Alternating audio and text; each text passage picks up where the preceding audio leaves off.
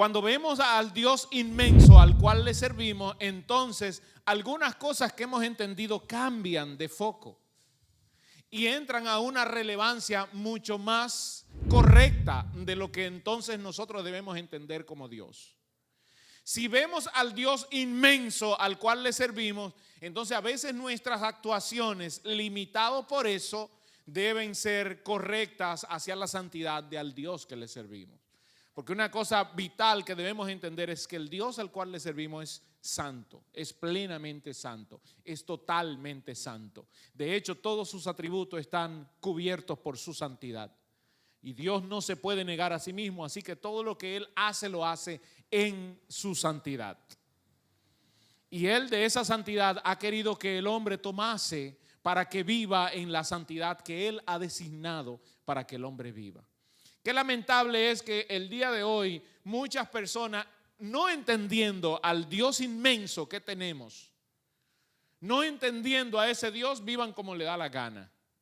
Por eso Él le decía a Israel: yo soy Jehová tu Dios, no hay otro Dios como yo, no me puedes comparar. Porque ¿a qué compararíamos a nuestro Dios? ¿Con qué lo compararíamos? Si todo ese vasto universo observable que hemos visto en este video cabe en la palma de la mano del Dios que le servimos.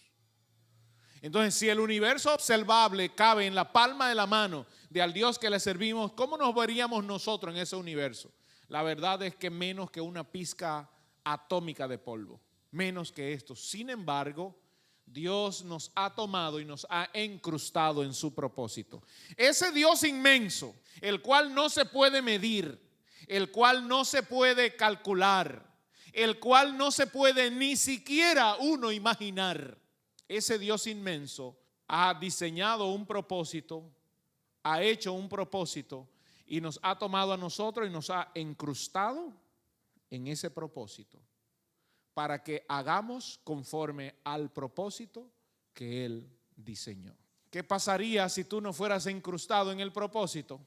No pasaría nada, seguirías perdido. Así que la gracia del Señor nos ha inundado hasta tal punto que hoy podemos decir que somos salvos gracias a su gracia, no por lo que tú puedas hacer. No hay nada en este mundo que tú puedas hacer que asombre a Dios. No hay nada que tú puedas hacer que llame la atención de Dios. No hay nada que nosotros podamos hacer que asombre, que le abra la boca a nuestro Dios, enseñar de asombro. Pero a veces, al tener un entendimiento tan vago, tan vacío, tan vano de nuestro Dios, creemos que con nuestros planes vamos a asombrar a Dios y que Dios se va a sentar y va a decir: wow, no lo había visto desde tu punto de vista. Me has asombrado el plan que tienes. Porque somos tan expertos haciendo planes y dibujando planes que a veces creemos que si se lo presentamos a Dios, Dios lo va a aprobar y va a decir: hijo sobresaliente. No, amados hermanos. Por eso yo quise retomar este punto y hablar un poquito más de la inmensidad de Dios, cosa que no hablamos la semana pasada. Vamos allá.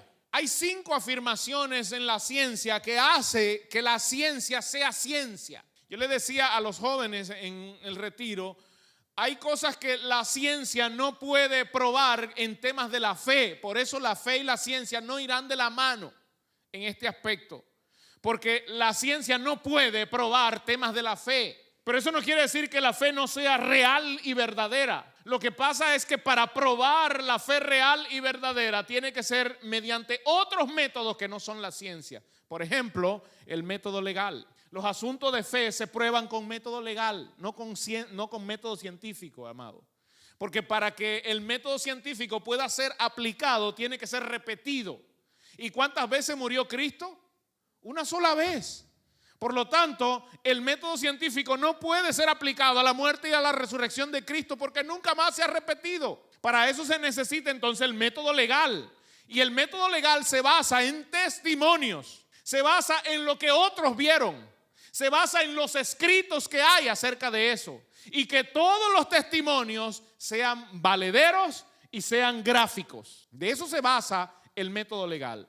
Cuando se lleva a alguien a juicio, lo que se busca es que los testigos puedan dar credibilidad a que fue o no fue. Y entonces el jurado, al junto del juez, tomará la decisión de si es culpable o no culpable. Pero esto lo va a determinar el estudio que se haga primero de las herramientas que tengamos a nuestro alrededor del caso mismo. A eso se le llama las evidencias.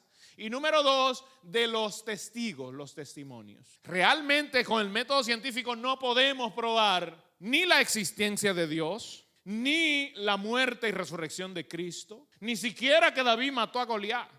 No podemos probarla con el método científico, pero para eso Dios nos ha dejado el método legal, para que con base al testimonio de la palabra de Dios, la cual creemos de todo corazón, y en eso se basa la fe.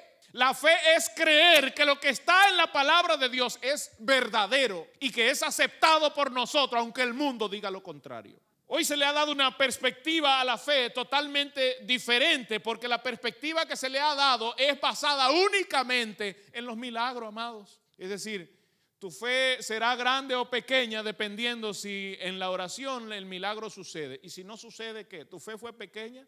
Y eso lo hacemos a veces porque no entendemos la perspectiva de la fe. La fe es que la obra de Dios, que la voluntad de Dios será hecha, aunque me sane o no me sane. Es la voluntad de Dios, punto, se acabó. Ore por mí, porque si usted tiene fe, yo seré sano. Bueno, aunque yo tenga fe, si la voluntad de Dios dice que esa enfermedad es para bienestar de otra cosa, prepárate que te vas a morir. Porque ¿qué podríamos decir? ¿Esteban no tenía fe? Calculémoslo así. Esteban no tenía fe. Primer mensaje, apedreado. Tremenda la fe de Esteban, pero no se trataba de eso, porque aquí el importante no era Esteban. Esteban era importante para cumplir el propósito, y el propósito es que la gente dejara su comodidad en Jerusalén y saliera a predicar el evangelio a donde el Señor los había llamado. Y la única manera de hacerlo era causar una persecución, una muerte, y Esteban se prestó. Aquí estoy para cumplir la voluntad de Dios. Así que a veces nosotros pensamos, y de hecho en púlpito se ha predicado, que las enfermedades son parte del pecado, que si tú estás enfermo es por el pecado. Ciertamente es por el pecado, porque el pecado tiene consecuencias, pero no quiere decir que tú de manera personal o particular pecaste, obedeciste a Dios y por eso estás enfermo, como se predica hoy en muchos lugares. Ese está enfermo, ese se infectó de, como oía alguien decir, se fueron de aquí, por eso se infectaron de coronavirus. Y uno dice, Dios mío, pero ¿hasta cuándo llegaremos? Eso es por la falta de conocimiento del Dios que tenemos. La ciencia afirma 5 puntos básicos, por lo cual ellos pueden decir existe ciencia, cuando hay 5 puntos que se conectan. Y estos 5 puntos son tiempo, acción, fuerza, espacio y materia. Tiempo, acción, fuerza, espacio y materia. Veamos qué dice la Biblia. Génesis 1:1, yo podría decir, es el versículo que da apertura a este tema de la ciencia, porque allí está inmerso las 5 afirmaciones. La afirmación primera habla del tiempo. La afirmación segunda habla de crear, que es la acción. La afirmación tercera habla de la fuerza que originó que el mundo existiera. La afirmación cuarta habla de los espacios que fueron creados. Y la última afirmación habla de la materia. Es decir, solo en Génesis 1:1 se completan las 5 afirmaciones que la ciencia dice que es necesaria para que haya ciencia. Ahora, veamos lo que dice la palabra del Señor. La creación misma da testimonio de que hay un creador. Una vez unos científicos interpelaron a Isaac Newton. Isaac Newton fue un científico que creyó siempre en Dios, que creyó en Jesucristo como Salvador y que aceptó la obra de creación de Dios por encima de todas las cosas. Él discutía con demás científicos sobre el tema de la creación, donde otros científicos le llamaban a él loco. Tú eres loco que piensa en la creación, porque es que el método científico no avala la creación. A lo que Isaac Newton le respondía, pero tampoco la teoría es avalada por el método científico. La teoría de la creación, de la evolución, no es avalada tampoco por el método científico, porque se ha quedado siendo una teoría. Todos los estudios que se hacen, y para que realmente se convierta en ciencia, tiene que volverse ley, pero no ha pasado de ser teoría. La teoría el Big Bang no ha pasado de ser teoría, amados. Mire lo que dice el apóstol Pablo. Cuando ellos se acercan a Newton, déjeme concluir con la historia. Newton mandó a hacer un plano de nuestro sistema solar a escala. Él le pagó a alguien para que hiciera ese plano maravilloso e invitó a los científicos a su casa, y cuando fueron y vieron esa hermosa obra arquitectónica, le dijeron a Newton: wow, tú tienes que recomendarme el arquitecto, el artista que te hizo esto, porque yo quiero uno también. Y Newton los miró y le dijo: no, eso no lo hizo nadie, eso nadie lo hizo. Y le decían: no, pero es que tú estás loco. ¿Cómo que nadie hizo algo tan majestuoso? Mira qué brillante el movimiento de los planetas, qué tremendo el tamaño del sol, todo está bien ejecutado, todo está bien hecho.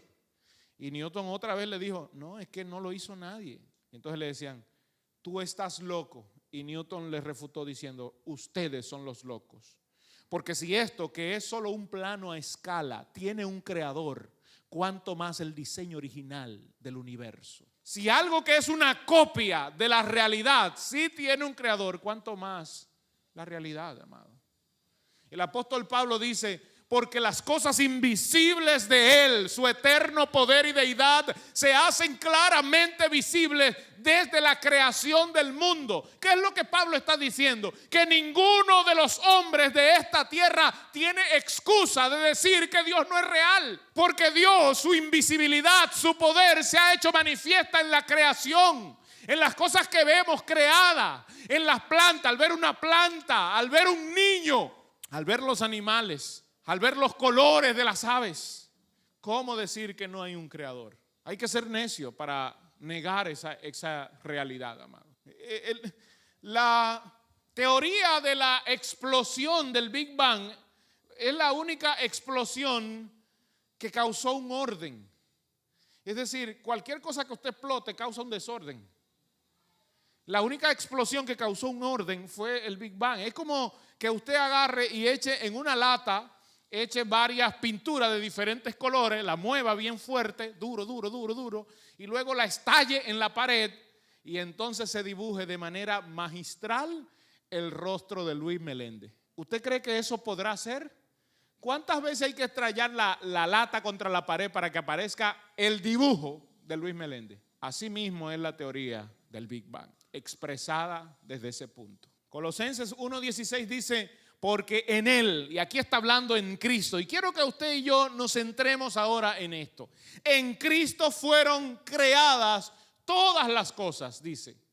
Todas las cosas, las que hay en los cielos, las que hay en la tierra, sean visibles o invisibles, sean tronos o sean dominios, sean principados o sean potestades. Todo fue creado por medio de Él y para Él. Nosotros todo esto lo hemos relegado a nuestro espacio del cual tenemos control, pero no nos damos cuenta que el sol fue creado en Cristo y para Cristo, que el espacio fue creado en Cristo y para Cristo, que el universo, que los planetas, que las galaxias fueron creadas en Él y para Él. A ese Dios es al que servimos. De ese Dios ese Dios es el que nos ha tomado, siendo nosotros minúsculos delante de Él, siendo nada, siendo una partícula de polvo delante de Él, nos ha tomado y nos ha colocado en sus propósitos. Por eso yo no me canso de adorar, hermano, porque he entendido que esto es mayor que yo. Esto no se trata de mí, no se trata ni siquiera de ti. No se trata ni siquiera de lo que tú piensas. Se trata de lo que Dios ya dijo y de lo que Él ha diseñado. Entonces, a medida que nos alejamos, las cosas cogen mayor relevancia. Vamos a ver algunas cosas. Miren, vamos a hablar de cosas grandes. Un píxel. A ver, cuando hablamos de un píxel, estamos hablando de un cuadro, que es la figura mínima de color en una imagen. Por ejemplo, cuando a usted le envían una imagen y usted hace zoom y la pone grande, ahora sí se puede hablar de esto, porque ya todo el mundo sabe lo que es hacer zoom. ¿O hay alguien que no sepa lo que es hacer zoom? Es engrandecer la imagen. Que usted ve como que la imagen se va distorsionando y se va viendo como cuadritos. Cada cuadrito de eso es un píxel. Ahí está. Un píxel es la menor unidad homogénea de color que forma parte de una imagen digital. Ahora bien, el ojo humano tiene la capacidad de ver hasta 576 megapíxeles. Y un megapíxel es 1.000.000 de píxeles. Para que usted, a ver, oh gloria a Dios. Es decir, no se ha creado una cámara digital que tenga la resolución del ojo humano. De hecho, las cámaras de nuestros celulares, lo máximo que llegan es a 40, 48. Lo más grande en nuestros celulares, 48 megapíxeles. El ojo humano tiene 576. Claro, las cámaras de nuestros celulares tienen la ventaja de que pueden hacer zoom. Nosotros no podemos hacer zoom con el ojo, ¿no? ¿Usted se imagina que pudiéramos hacer zoom con el ojo? No podemos hacer zoom. Pero Dios ha puesto un diseño tan especial, y estoy hablando del diseño humano. Ha puesto un diseño tan especial en nuestros ojos. Déjeme ir más para allá. Usted ve las papilas gustativas que están en nuestra lengua. Hasta de eso Dios tuvo cuidado al momento de hacerla. Porque eso, inmediatamente tocamos con la lengua algo, nos damos cuenta si es dulce, si es agrio, si es amargo, si es salado. Pero hay personas que han perdido esta habilidad.